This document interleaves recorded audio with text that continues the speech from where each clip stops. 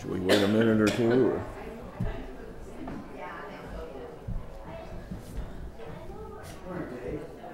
Tag.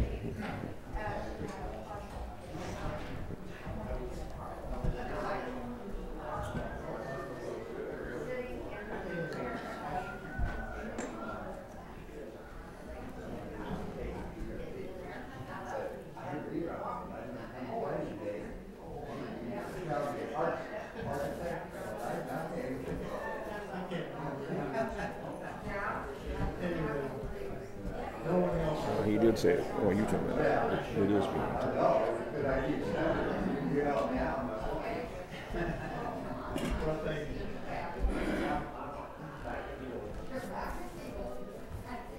You ready? Okay, it's 9 o'clock, folks, so I think we'll get started here. First thing I'd like to say is a big thank you to everybody here. When someone leaves their comfort zone, it's always nice to know people are back home praying for you. You prayed for us before we left. I know you prayed for us while we were gone the whole time, so thank you very much for that. The other thing I'd like to thank you for is your patience. We left in the end of August, first week in September, and things didn't go exactly like we had planned on anyway. But anyway, when we got home, a lot of people of you asked, I'd like to see pictures, I'd like to know what went on and everything, and I appreciate your interest. We had it scheduled for, I think, maybe November or something, but that all fell through, so today is the day. So thank you for your patience in us getting back to you. I kind of like to start off with kind of Kathy and my story. Anyway, back in probably April, May, somewhere in there, Kathy and I talked about when we get into this retirement mode thing, we'd like to do some missionary work somewhere. Kathy is retired, I think as all of you know. I'm working on it, or working into it, I should say. And we didn't know what to do, to be right honest. We didn't know what to do or how to go about it or where you even begin, what you'd like to do in your rest of your life. So on July 9th, I was sitting right back there about where Marjorie's standing at the moment, and I don't know, God talked to me that day, and Karen asked Joel to mention something about that she was going to a mission trip in Peru, South America, and they needed more helpers, one being a mechanic and one being a support person. And we all know how Joel talks, and he put it in a very eloquent way that we were needed, and the whole bottom line of it was no skills required. So I knew that fit mine and Kathy's as well. And the mission was the fitting of wheelchairs for the handicapped people. Like I said, God was speaking to me. I believe in life that He talks to us each and every day. And we just got to be attentive enough to listen when He speaks. So it really set on my heart. I know very well when I was sitting here, Kathy was in the nursery, so she didn't hear it. And I know very well before we left the parking lot, we started talking about it. And she said she heard something about it, so we proceeded to talk about it. We talked about it that day, the whole next week. We come back, told Karen that we are very interested. It's something we've always longed to do but didn't know how, and you come into our life in that aspect of it anyway. Like I said, prayer works. Kind of give you a real brief of what transpired the next month, more or less. It was kind of late to get started. You have to do a lot of paperwork. You have to get background checks. There's just a lot of hoops you got to jump through. Certainly doable. The people at Joni and Friends were very, very helpful and talked to us a lot, talked us through it. Then we left on August 31st. It was a day late. We missed a day down in Peru because we were late. Our flight got canceled. Make a long story short, we wove our way down and got to Arequipa on September 1. It was Sunday, late Sunday afternoon. Matter of fact, it was evening. Excuse me, Monday morning. Monday morning, we actually got down there about 6 o'clock in the morning. We landed. We had about a 6-7 hour layover in Lima, Peru, which was an experience. But anyway, we landed. When we walked through the gate and security, there was a gentleman holding up a sign, Joni and Friends. So we knew he was our man. He hustled us into a 1985, approximately 7-8 passenger van, and off we went. Threw our luggage in, and away we went. Arrived at the motel in downtown Arequipa, and more or less threw our bags out, took them up to our room, and they said if we wanted to sleep, go ahead and sleep till noon, and we'll come and get you. Adrenaline was flowing, we was wide awake. We said, no, we come down here to do a mission trip, and we're going to do it on schedule. So anyway, we took our bags up to our rooms and set them in there. It's an older motel. We walked in the door, and it was cold, it was dirty, just from the dust being in the air and everything. It hadn't been used for quite a while. And I can still remember the look on Kathy's face when she walked into the bathroom and walked out and looked at me, and it was nothing more than a reflection of me. We signed up for this, huh? But we wanted to do this. It could have been dirtier than that, and we still would have survived. So anyway, that's kind of our story, how we got down there. We went to breakfast, which was like a continental breakfast. We got back on that same 1985 bus, and they took us to church, and we seen where we were going to be working. So I would like to give you a little bit where Arequipa is. I'm sure none of you probably know. Arequipa. Arequipa. Arequipa? Yeah. It's with a Q-U. It's with a Q-U, but spelled pronounced with a K. It sounds with a K. Arequipa is in the southern part of Peru. Peru, as probably most of you know this maybe, is on the western border of South America. And to put you in a perspective of where it is in relationship to us, we are on the 42nd parallel. If you take a globe and look at it, we're on the 42nd parallel above the equator. The equator runs through the the northern part of South America. We was on the parallel of the 42nd, and they were on the 17th parallel south of the equator. It equates to about 5,000 miles from home here. And if you do, and I think this terminology is right, the longitude, north and south, if you would line up Arequipa here in the United States, it would go through the state of New Hampshire. But the really odd thing, drive 5,000 miles, and we're on the same time as they are, only because we are on daylight savings time here, and they were not. So when it was 7 in the morning here, it was 7 in the morning down there for us. So like I said, it was 5,000 miles away. It is considered a second world country. The United States and the wealthier nations in the world are first world countries, and obviously we've seen many pictures of third world countries, places that we see maybe on TV, on a screen. We get flyers in the mail. It's the poorest of the poor, but this was not that way. It was considered a second world country. So I've kind of given you an idea of where it is. I'm going to have Kathy come up now, and she's going to give us more little details about the city, the environment, the people, and stuff like that. So. I don't have a whole lot to say. I'm just going to give you a little idea of what the elevation is, about 8,000 feet above sea level. It is the second largest city in Peru, and there are about 900,000 to 1 million people in that city. the Andes Mountains surround it, and there are 3 volcanoes that dominate the skyline, which we could see right outside our windows. And the one is Misty, which is let's see, is Misty the active one? I think No. Misty is She's inactive.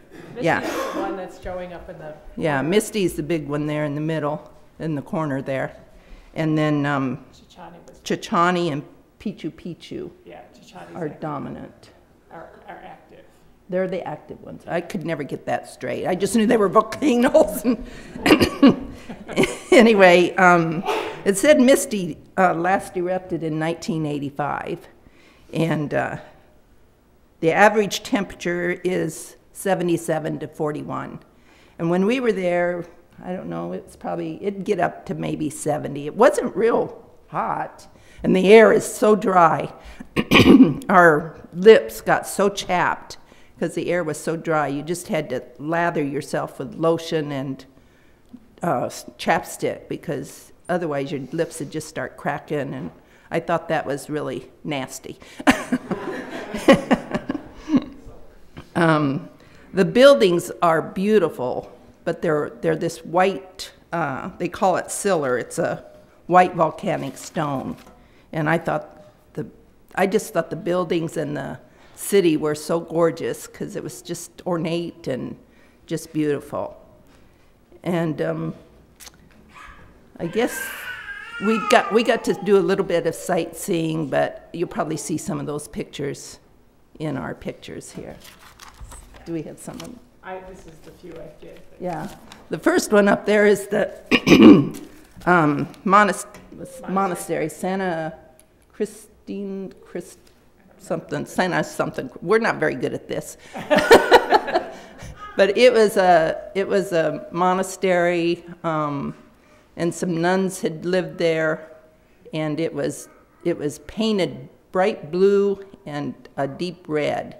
And the paint it rubbed off on you, so they kept telling us, don't lean against the walls, you'll get all blue or you'll get all red. But they had lots of geraniums there. It's just gorgeous. It was very pretty. The other one is a rug weaver, and he was sitting in the front of a store or restaurant that we went into, just sitting there weaving. And that's the market there. And the markets were amazing. But there's just so many stores and markets that you can't even begin to figure out what you want to buy from them. There's so many things. You can go now.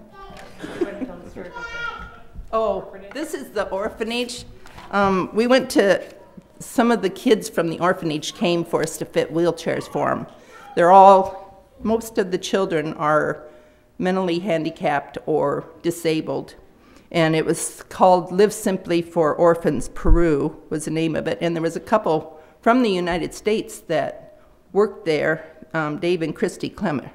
And they came from the United States. They had wonderful jobs. They gave up everything to go there to work in that orphanage. They had such a heart for the children. And I remember him telling me, this touched my heart, because I thought, oh wow, this mother, she had gotten raped and she had this child, and the child was, I believe, disabled. Her name was Maya. And the mother went there to give the child up because she didn't want her. And it's kind of sad there, because disabled children and children with mental disabilities are just kind of like trash. People don't want them. They don't want anything to do with them. And there was this one little boy, they just put him on a bus and just sent him off. And I believe Dave and Christy found him, and they took him in. But these children are just like garbage. They don't want them, and so Dave and Christy try to rescue as many as they can. And my heart was just touched by that. But this mother went there to give her child up, and they took her in and hired her and gave her a job. And so she kept her child. She's a mother to that child now, and she works in that orphanage. So she and the child were saved by them and by God. So that touched my heart tremendously. And the children there are just so loving and sweet. And even though some of them can't talk, they can't walk, some of them can't even move, they are shown a lot of love by Dave and Christy and others that are there. So that just was a blessing in itself for me. The orphanage was there before Chris and her husband got there. I believe so, yes. An older lady was running it, and Dave and Christy were helping her run it now. And I believe their daughter is there too. Yeah.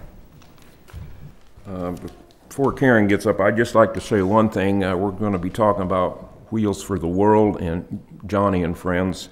Our church does not sponsor them, nor are we going to ask that this church sponsor.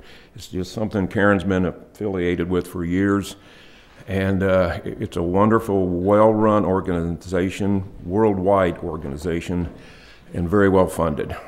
So I just wanted to let you know that, and then Karen's going to explain a few things about the mission. So Wheels for the World, and I see I have a typo that I didn't catch. Wheels for the World is an organization that provides life-changing mobility to people for disabilities throughout the world. It was started by Joni Erickson Tada, and if anybody knows her story, she was 17 years old and had a diving accident and became quadriplegic. And they have her book, and I have her book, if you want to know anything about her. But so during her time of rehabilitation, she went through depression, anger at God, just a lot of things, and she came to know, became a Christian during her time of rehabilitation. So she formed the organization called Joni and Friends. And Joni and Friends is the disability organization that Wheels for the World is a part of. They have other things that they do. The two big things that they do are Wheels for the World, and they also do family camps. And family camps are here in the United States as well as all over the world. I think there's 15 in the world. And they are camps where families can go and take their disabled child to the camp, and then the disabled child is taken care of by the people at the camp, and the families get a time of respite away from the child. So everybody gets ministered to at family camp. So that's another big thing that they do. With Wheels for the World, I got started with it about 15 years ago. I was looking for a way that I could serve as a therapist overseas, and as an occupational therapist, I don't really feel comfortable, and at that time I was working with kids, so I'm really not real comfortable with working with a lot of medical missions, because I don't know anything about, well, I know a little bit about first aid, but if I see the sight of blood, I don't like it. And those kinds of things. So I didn't want to do missions. I'm not really a teacher. I can teach, but I'm not really a teacher. And so it was like, where can I use my skills? And so, so I was working with wheelchairs at that time at the University of Iowa Hospital and Clinics. And so there were two organizations. One's here in Iowa called Hope Haven, and then the other one was Joni and Friends, that I found that I could do like fitting for wheelchairs. I was a little bit greedy or selfish. Hope Haven at that time was only going to Vietnam. And Wheels for the World was going to about 7 or 8, maybe 10 different countries. They now do, I think I got it in here, I think it's 19 different countries now. And so I didn't really want to go to Vietnam because I'd have to get shots and all those kinds of things. And so Peru, I didn't have to get any shots for, and we didn't have to get any shots this time for. And so it's like I could go and I could just serve and I could figure it out, you know? And I loved it the first time I went. And actually Arequipa was the first place I went. It was Lima and Arequipa. And since then, I've been to, I think 5 other countries since then, and gone about 12 or 13 times. So they have a 4-step process. This is what's really cool about Wheels for the World, is that they don't just go overseas. They actually have ministries here in the United States that help to serve the overseas missions part of it. So the first part is collection. And that's something that everybody can get involved in. If you want to help, it's pretty easy. The volunteers that are known as chair corps collect used and manual wheelchairs across the United States. We also collect walkers, canes, crutches, anything metal. They don't like wooden stuff because some countries there's something called termites that will eat wooden things. In Iowa, there's 2 locations, Cedar Rapids, which is our drop-off location, and Waterloo. And you can become, or I could become, a drop-off location or part of the chair corps just by signing up. And what you do is you just collect the chairs and take them to the drop-off location. And then we have a big semi that comes in and we load it up and we send it to the next part. Well, transportation is the next part. So the big semi comes in and we load up this semi. And it's a big semi. I'm sorry, I don't have a picture of it. And they said that over 100,000 wheelchairs are collected each year. And so they take these wheelchairs to prisons. And the prisons are in 10 states: Arizona, California, Connecticut, Indiana, Kansas, Massachusetts, New Mexico, North Carolina, Tennessee, and Washington. And Dan and I had the opportunity to visit the one in Kansas a few years ago. And they actually have a ministry for the prisoners to share Christ, to teach them skills for job placement outside of the prison, and just to help rehabilitate them in the hospitals. So that's one big part of their program. They're really proud because it's been mostly men's prisons they've been in, but I think it's New Mexico where they just started the women's prison organization. So I said 19.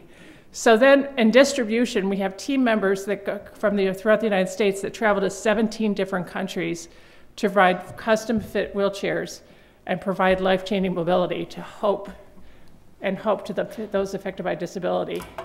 And the teams are made up of a team leader, therapists, mechanics, and support personnel. So the team leaders are experienced members who are familiar with the country. They've been on other Wheels for the World trips and lead the team from the United States and coordinate with the local church or support organization. Seating specialists is OTs and PTs who assist with custom fitting the wheelchairs and mobility aids for those in need. The OTs and PTs don't have to have experience with wheelchairs. You get experience because you do over 100 wheelchairs during the week that you're working. But when you come in, I've taught a lot of OTs and PTs how to fit wheelchairs, and I usually take the ones that are a little bit more difficult. And then there are mechanics. And these are team members who are familiar with the use of tools that are needed to adjust the wheelchairs. And that's your 7/16 inch wrench, your 1/2 inch wrench, your socket wrench, a drill, and a saw. And lots of tape. and tape. Mm-hmm. And what? Sounds like an episode of Red Green. And so you don't have to really have good experience, but it is very helpful to have mechanics that have, and God usually sends at least one, the mechanical mind that they can look at something and figure out how to put something together out of nothing. So that's kind of fun to have those kinds of people on there, because the therapist can go to the mechanic and say, I want this, and the mechanic can say, okay, I can do it. And some of the mechanics go, how do you expect us to do that? The gentleman in the center is that man carrying the coffee. The guy on the right is the one with no skills. Yeah, so the gentleman in the center, what was his name? Forrest. He was our mechanic. He actually had never been on a trip before, but he worked as a mechanic. He was amazing. And he was amazing. He could do things. And then Gary was your common farmer who knows a lot of things. I also had a cabinet maker as a mechanic, and he was from Peru. He was actually from Arequipa. And that year, I taught him everything he needed to know, and he became the leader for the local organization. And then the guy on the left is, was it Alejandro? Alejandro, and he was our mechanic from Arequipa. Was he from the church or was he MMI? MMI, I think. He was from MMI. I'll get to that later. And then our support personnel are the other people that don't feel like that they can do things with tools. They assist like in a variety of ways. When I went to El Salvador, there was a guy that just prayed most of the time. He also helped with taking pictures. This is our seamstress. What was her name? Forget her name, but anyway, she was amazing. Lupe. She was also not a Christian, but she was helping throughout the week, and she got the MMI people and the church people that were there shared with her, and she got closer to God while we were there. So seamstresses, and then just organization. Therapists like me like to leave things everywhere, and so I always need somebody to help pick me up after me. And then we have like tons of supplies. When I come from the States, I bring a whole suitcase. Half of it's filled with swimming noodles. The other half is filled with things that people give to me. And one of the things that I can bring that people hate to have is those walking boots. And the walking boots are full of Velcro and Velcro material. And you can use that to help strap things down or make cushions for things and that kind of stuff. I also bring Velcro. I had the ladies make vests to help people stay up in wheelchairs. So I usually bring just a lot of stuff that God tells me what I need to bring. And then they usually have, they always buy wood and foam while we're over there because we make our own cushions. They actually now have a source that donates cushions too, so we don't have to make every cushion that we want, but sometimes we have specialty cushions. So in Arequipa, we worked with 2 organizations. We usually just work with one.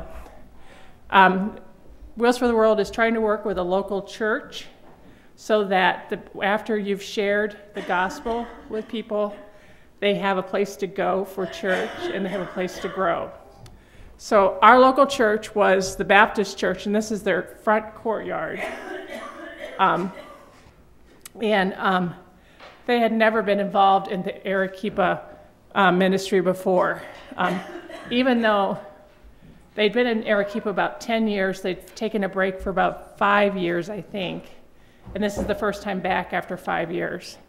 So this church has never been involved in it. And then the other organization that Joni and Friends has also never been involved with is called MMI, which is Medical Ministries International, which is what it sounds like, medical ministries, and they provide all sorts of medical interventions for people. They have a eye program. They have therapists there in Arequipa that work with mainly kids on rehabilitation. And I don't know. We visited that. Yeah, we visited that. And then I don't know what else. They do a lot of things. But one of the things that MMI does is that they have a minimal charge that they give to people. Because what they have found is that if people don't buy something, sometimes they don't feel like they really own it or something like that. So they like to give you that minimal charge so that people are invested in there. So when they go to therapy, they have a minimal charge for therapy.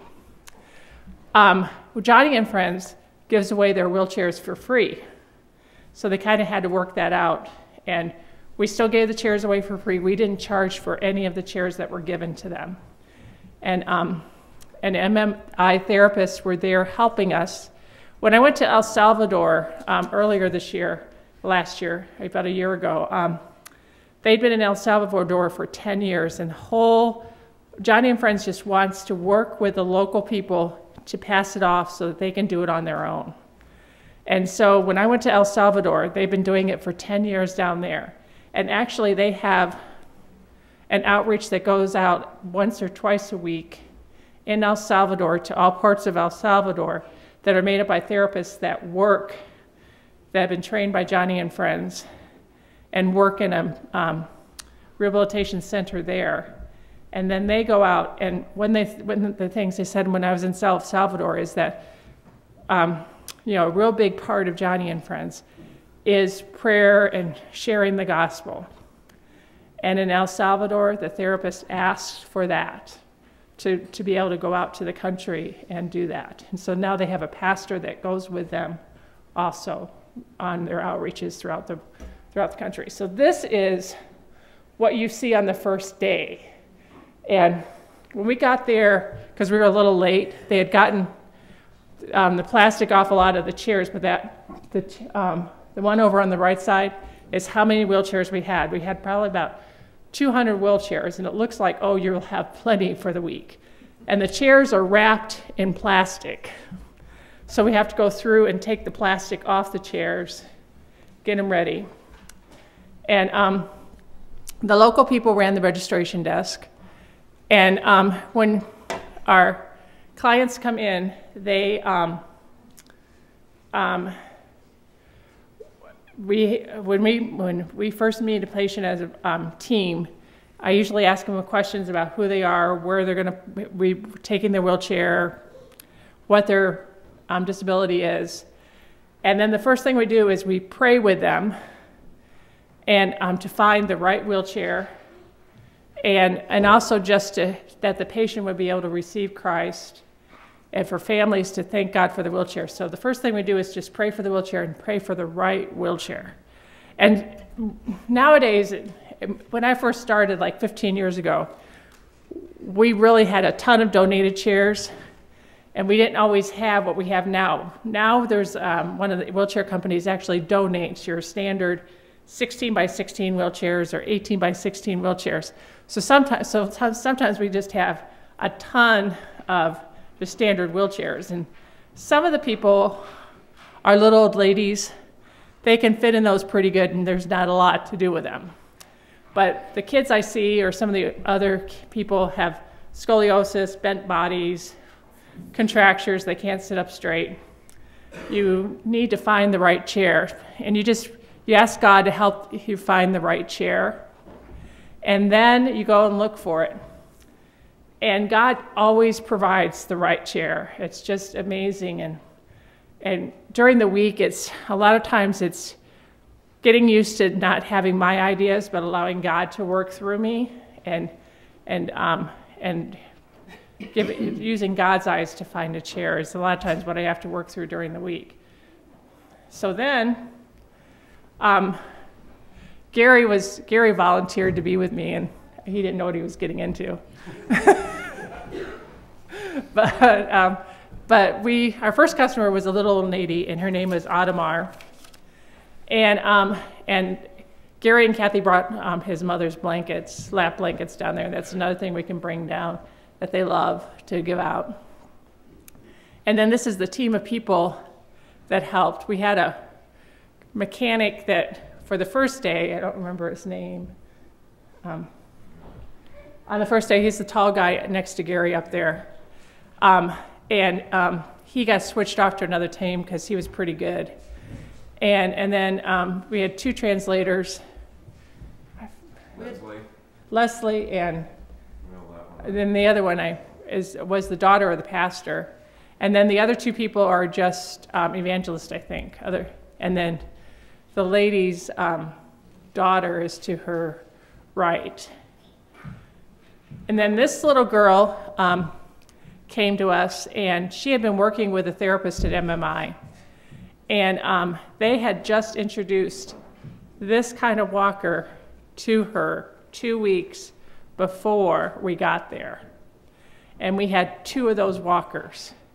And so she came and we gave her a new wheelchair, but she was also able to receive the walker so she could walk on her own at home. And it's kind of fun to watch her. This is the one, the big one, and her name was, I think it was Maria. That was one of the big ones we worked on. And I think her name was Maria. She's the one that was in so much pain. Mm-hmm. Oh, it was heartbreaking because when she came in, she couldn't move, and she was just in such terrible pain. Anytime you moved her or shifted her, she just was crying because she was hurting so bad. And we were wanting to find a wheelchair that she could lay flat in, but that her feet wouldn't hang down from, and it's just amazing how God worked this out. Uh-huh. I think she also had a seizure. She did have a seizure while we were there. Mm. It was sad because I think she was this way from birth. Mm-hmm. And in a second world country, they don't take care of the people like we do here. If she was born that way, there would be every attempt made to get her corrected. Not perfect, but make it more life more easy for them. And this is how she's been her whole life. How old is she now? She's 17 years old. She doesn't look it, she's so little. Yeah, she's 17 years old, and she was carried in by her mother. Now, she had had a wheelchair 2 or 3 years ago, but the wheelchair had gotten stolen. So her mother was still carrying her. And I hope we got a picture at the orphanage. She was one from the no, orphanage. that's a different one. I got another one All right. about her.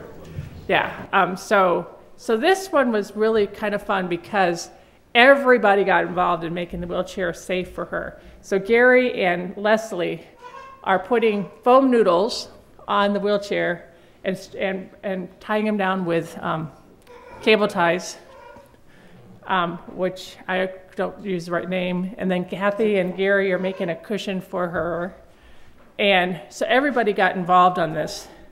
And we had a team of, like, that's the whole team that helped to put the chair together. And she was so comfortable afterwards. We actually did like a board out. So instead of giving her like leg rests to put her feet down, we gave her a board, made the seat extra long so she could just keep her feet out in front of her. And I think that might be seen on the other one.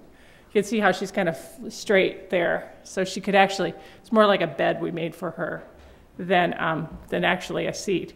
But if she sat up, she was in so much pain, she cried. So when her mother was carrying her, it's hard to carry her without bending her hips. So, yeah. I think she actually smiled in the end. Yeah. And then this is the last day. So you can see on the left side, if you can remember all the chairs, there's a little bit of space between the chairs. And actually, most of these chairs are specialty chairs, or which are chairs that are like custom made for somebody that is here in the United States. And you kind of pray that somebody might be able to use them.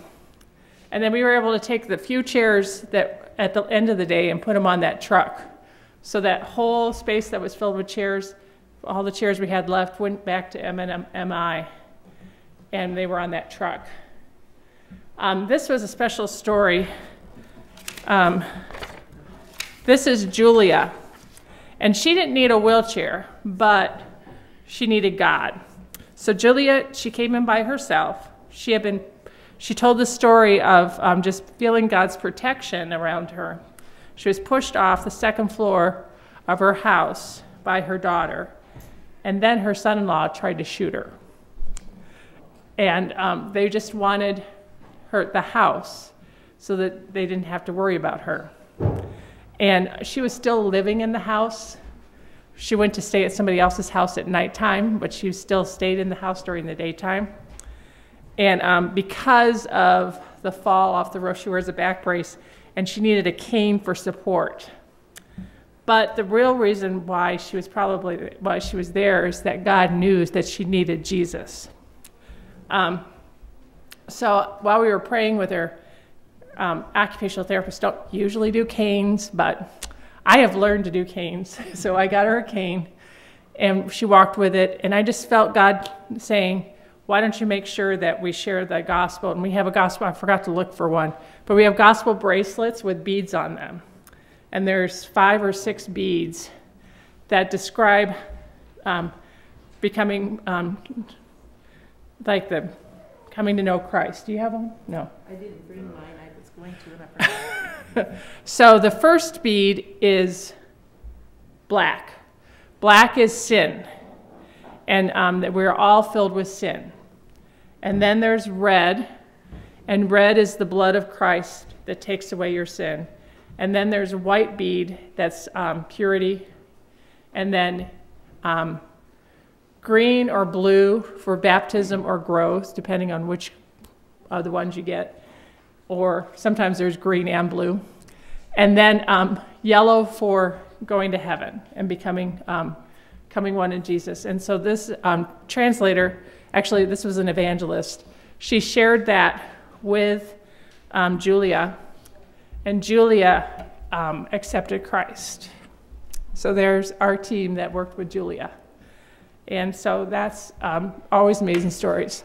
We always have gifts to share. They are, we used to give away like hygiene packets and that kind of stuff, but it was just really hard to coordinate. So they prefer sharing things that revolve around the chair. So we give away a Bible and a Joni book in the person's language. So in Arequipa, which they didn't mention, they said it was up in the Andes Mountains, it's 7,000 feet up in the air. So that's like higher than Denver. And then, but in Arequipa, they speak mainly Spanish, so we had Spanish Bibles, and there's also Quechan, and they occasionally have Quechan Bibles, and the Quechan is the Aztec language. And so we give away books, and then usually a bag to hang on the chair so people can carry things. The kids usually get some sort of toy. And so we share that with the families as we're there. We mentioned the orphanage, and these are the 2 orphanage girls we saw on the last day in my team. They actually had kids come there during the week too. Beachy, the one on the right with the blanket on, is the one we helped. And she's one, like I said, at the last day they have, we only have really specialty chairs or pediatric chairs. She had scoliosis really bad and couldn't sit up very well. And one of the things I used to do at the University of Iowa was I made molded seating systems. So you take, actually what we did was we took a bean bag and molded around a person, and then we put a cast on it and we sent it to a company, and they sent it back so it fit that person really well. So Michi was actually there. Obviously we didn't do that with her, but there was one of those molded seating systems that fit her perfectly on the last day. So yeah, the other little girl is Sandra. And this is Sandra here. Sandra had athetoid cerebral palsy.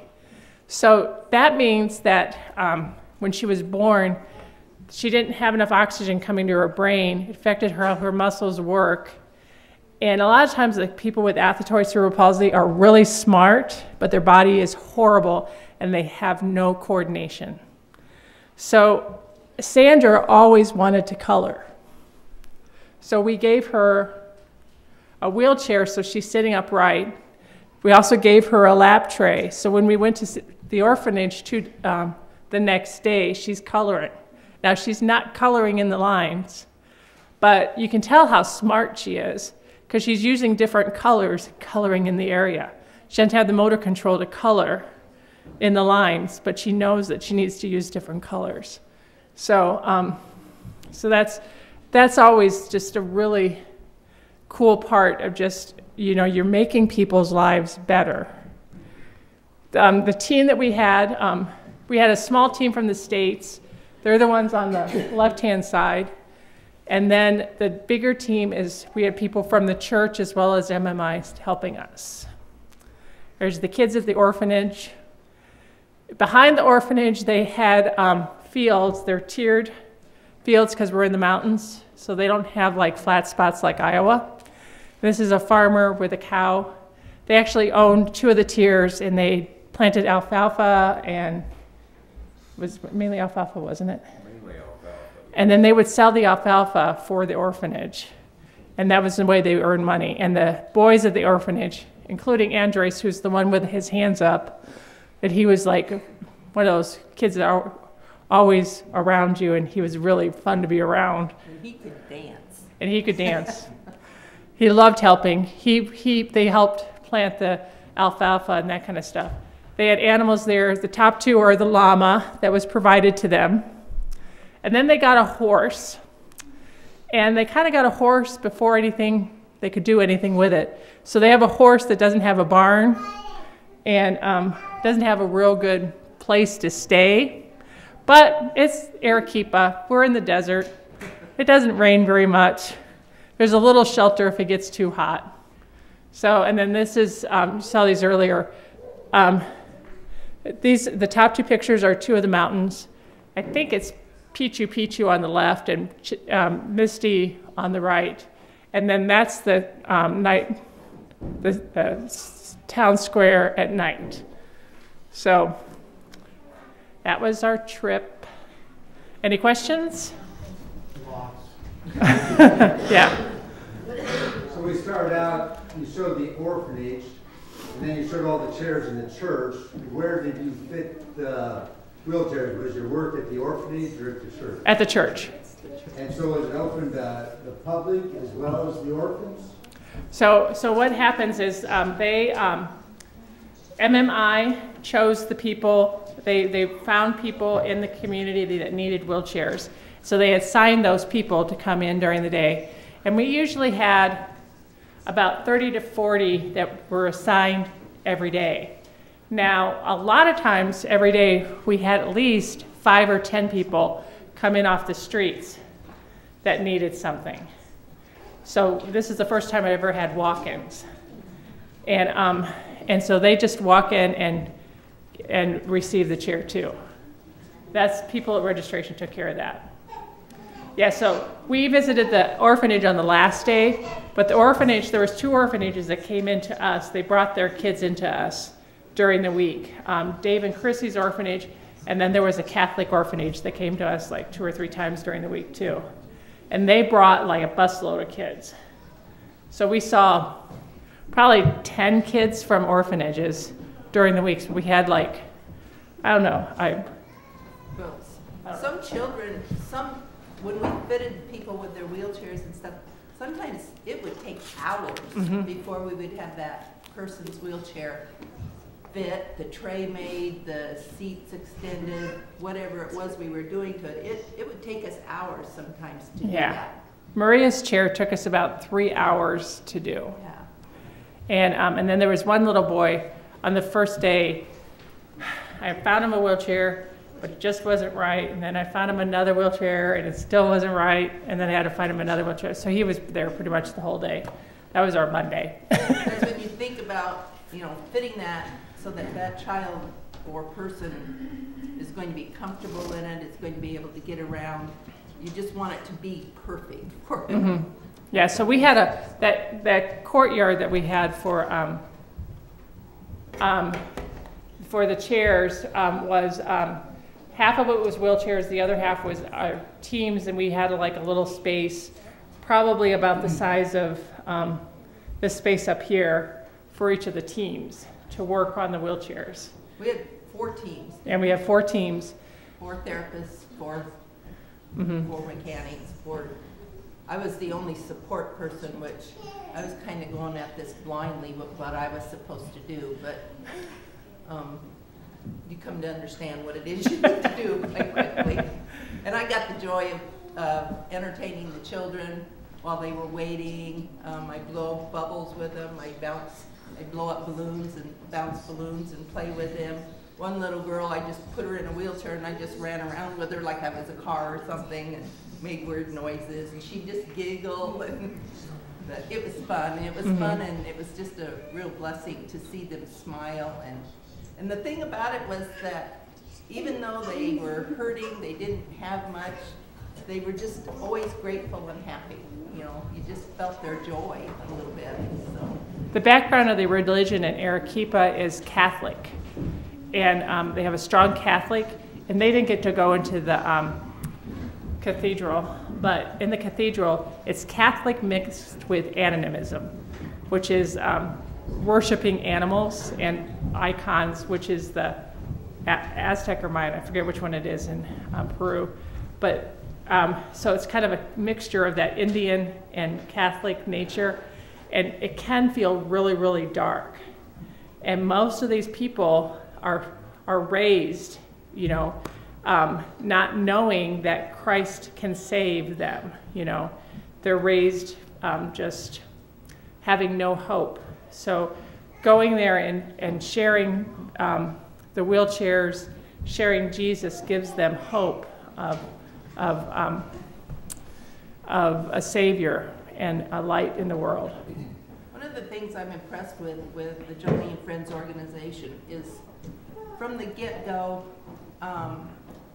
it was just so organized. We were, you know, late getting our paperwork. I mean, we just had less than a month almost to get everything done that we needed to do. And when I contacted them, right away they were like, oh, we can get you this, we can get you that. And they sent us all this paperwork. We had to get doctor releases, we had to get background checks. Everything was, well, a lot of it was probably God too, because it was just like clicking into place, and it was amazing how quickly things went into place and how we got our plane flights with Karen, everything worked together. Another thing is the way they minister. I mean, they make sure that each person was told the story of Christ. Each person got a Bible that had it in their language. I was impressed with how the ministry went for it, that they made sure that each person was told about the story of Jesus. And then, like I said, they hook up these people with people that are local. So it's not just us coming in there for the week, giving them a wheelchair. When we went to China, Dan and I went to China, they had an interview team come in and interview the people in China that had received chairs before, and every one of their houses, the Bible and Johnny's book were in a prominent place. And that was 2007. Yeah. You mentioned, ma'am, you mentioned the process, and one thing that they did is they were sent to prisons. Mm-hmm. So what did they do in the prisons? Did they work on the wheelchairs? Yeah, so the prisoners actually refurbished. So we get wheelchairs that are like badly damaged. You know, they don't have brakes, they have broken spokes, they have broken wheels, they have broken casters, or they may not have a wheel. And the prisoners actually refurbish those chairs, put them back together, so they are brand new chairs when we're sending them overseas. So when you donate a chair, if you guys have any wheelchairs or walkers or anything like that, you can donate those. And it's pretty much, they can be in pretty bad condition and they'll take them, okay? Because they can put new vinyl on them, they can put new brakes and all those kinds of things on them. So if you inflatable tires are required. no, no. Just a rim with no tire on it. They take that. Yes. An old wheelchair. Yeah, they'll take a chair without a rim. Yeah, and they can replace those. Mm-hmm.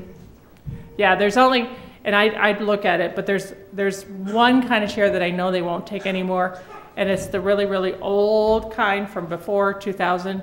The brakes are really different, so they don't take those. So, but they pretty much, almost any wheelchair they'll take, and then they actually put those together and make them like new at the prisons, and the prisoners do it. So they're learning a skill of welding, and they actually, in the prisons, they actually also make, a lot of the chairs don't have leg rests. And when I first started, we used to just have to find leg rest or pray that we would get the right leg rest. Now they're actually making leg rests for all the chairs, and they actually are like, they've gone through this, they're actually mounted on the chair so you can actually, they look like a regular leg rest. And so they're easy to use and easy to take off. And so they do that there too. Any other questions? Yeah? So, like, do the kids after 3 or 5 years and they're a foot taller, do they get a different chair? Yep, yep. They can come back and get another chair, for especially the kids that grow. So we try to make sure that there's a little bit of growth in the chair. That's part of the fitting process. But if they need a new one because they've outgrown it, they can bring their old chair And then many times when they brought their old chair, we had them donate it back to the organization that's helping them, us, and then they'll refurbish the chair or use the chair for parts, and then they get a different chair. So the noodles you took, is that just for cushion? Pretty much like cushion on the, I also use it to help, it's a good lateral support, so if people are leaning over, I can strap them together and put a cover on top of it, and they keep them up more upright.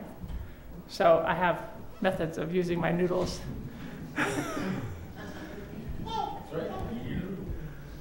I guess it's about, looks like 5 till 10, and we're very thankful for everybody coming and hearing our story. I know I've said it many times to several of you, but everybody once in their lifetime ought to do at least one mission trip. It doesn't have to be 5,000 miles away. It can be anywhere. You learn a lot about yourself. You learn a lot about other people.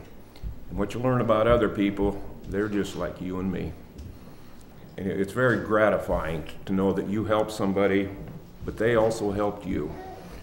And grow in Christ, just grow in public service, you could say.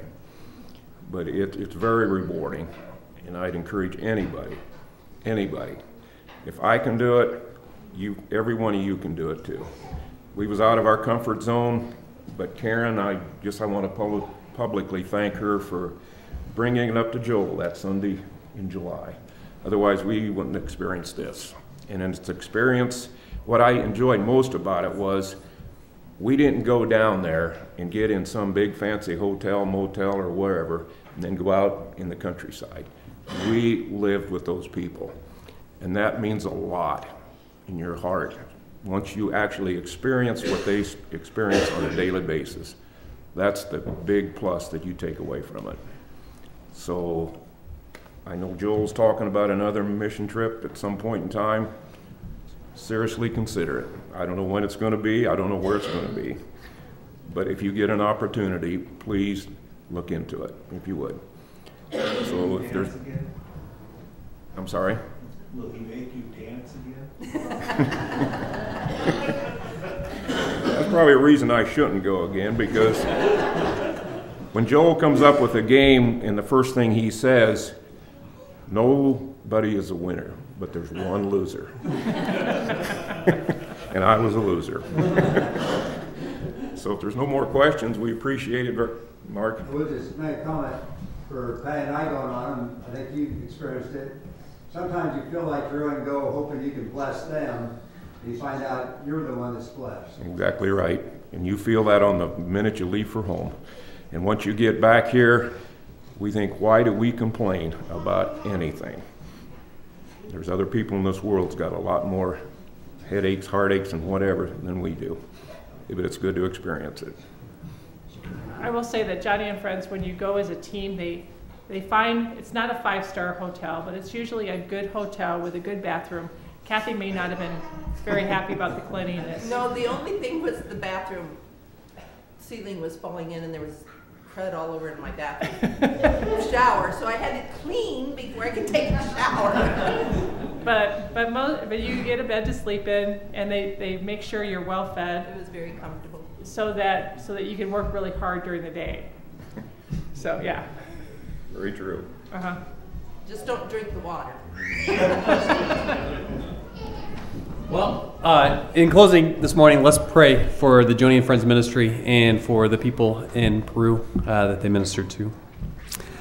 Dear God, we love you, and we just are so thankful that you called and equipped these people to minister as they did in Peru.